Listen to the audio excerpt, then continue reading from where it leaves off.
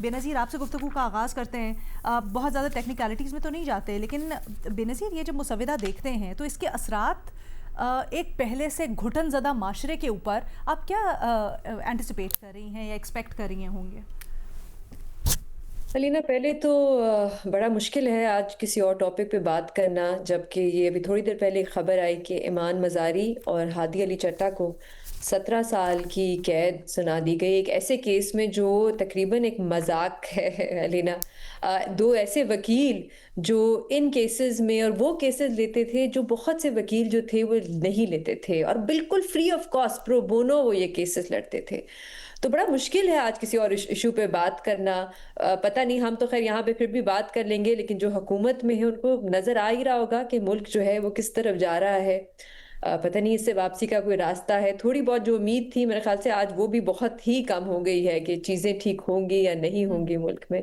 جہاں تک آپ کا جی سوال ہے ادینہ، سب سے زیادہ خطرناک اس قسم کا جو قانون ہے وہ جو افغانستان میں خواتین ہیں اور اقلیتیں ہیں ان کے لیے ہوگا. یہ بڑا ایکسپیکٹڈ تھا، ہمیں نظر آ رہا تھا کہ جس قسم کا نظام ہے افغانستان میں، پتہ تھا چیزیں اسی طرف جا رہی ہیں، لیکن اب اس کو ایک قانونی شکل دے دی گئی ہے. اور جیسے آپ نے کہا کہ ہر لحاظ سے یہ انسانی بنیادی حقوق کے خلاف ہے، انٹرنیشنل لا کے خلاف ہے، کیونکہ اس میں کہیں پہ بھی ذکر نہیں ہے کہ جس پہ الزام لگے گا اس کو ایک فیئر ٹرائل ملے گا، اس کو ایک وکیل ملے گا. اس میں بلکہ جو گلٹ ڈٹرمن کرنے کا طریقہ ہے وہ ہے کنفیشن. اب ہم سب کو پتا ہے کنفیشن جو ہے خاص طور پہ افغانستان جیسے ملک میں کس طرح لی جائیں گی. اور جیسے آپ نے ابھی بتایا کہ ایک طرح سے موب وائلنس کی بھی اجازت دے دی گئی ہے کہ کسی کو کوئی گناہ ہوتا ہوا نظر آئے تو وہ جا کے وہ قانون اپنے ہاتھ میں لے سکتے ہیں، وہ خود اسی وقت سزا دے سکتے ہیں.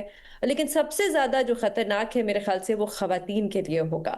اس لیے کیونکہ جیسے آپ نے بتایا کہ کیٹیگریز ہیں، علماء جو ہے اگر وہ کوئی غلط کام کرے تو ان کو سمجھایا جائے گا، اشرافیہ سے کوئی ہوگا تو ان کو شاید ایک آدھ دفعہ عدالت میں بلا لیا جائے گا، لیکن جو نچلے طبقے والے ہیں ان کو سزائیں دی جائیں گی. اب جو خواتین ہیں یا اقلیتیں ہیں اب وہ علماء کا تو حصہ نہیں ہوں گی افغانستان میں، نہ ہی وہ اشرافیہ میں بہت زیادہ ہوں گی، تو وہ زیادہ تر تو نچلے طبقے میں ہی ہوں گے اقلیتیں بھی اور خواتین، تو ان کو سب سے زیادہ سخت سے سخت سزائیں دی جائیں گی. پھر اس میں یہ بھی لکھا ہے کہ ایک عورت جو ہے اس کا شوہر اس کو مار سکتا ہے، بس زخمی نہ کرے لیکن مار سکتا ہے. اور پھر اس میں یہ بھی ہے کہ ایک عورت جو ہے وہ اپنی شوہر کی اجازت کے بغیر اپنے والدین کے گھر نہیں جا سکتی، اور اگر جائے تو جتنے بھی رشتہ دار ہیں اس عورت کے ان کو سزا دی جائے گی.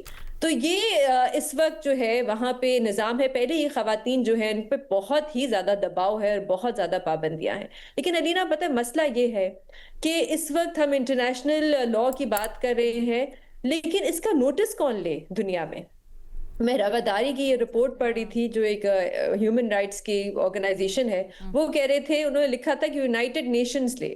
لیکن ہمیں پتا ہے اس وقت دنیا میں یونائٹڈ نیشنز کا کیا حال ہے، انٹرنیشنل لا کا کیا حال ہے. جو سب سے بڑا ملک ہے دنیا کا وہ انٹرنیشنل لا اور ہیومن رائٹس کو کوئی خاص اہمیت نہیں دیتا.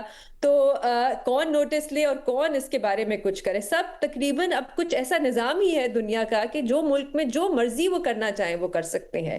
امریکہ جو ہے جو ان کا دل چاہ رہا ہے وہ کر رہے ہیں. افغانستان میں بھی اب اس کو انہوں نے قانون بنا دیا گیا ہے.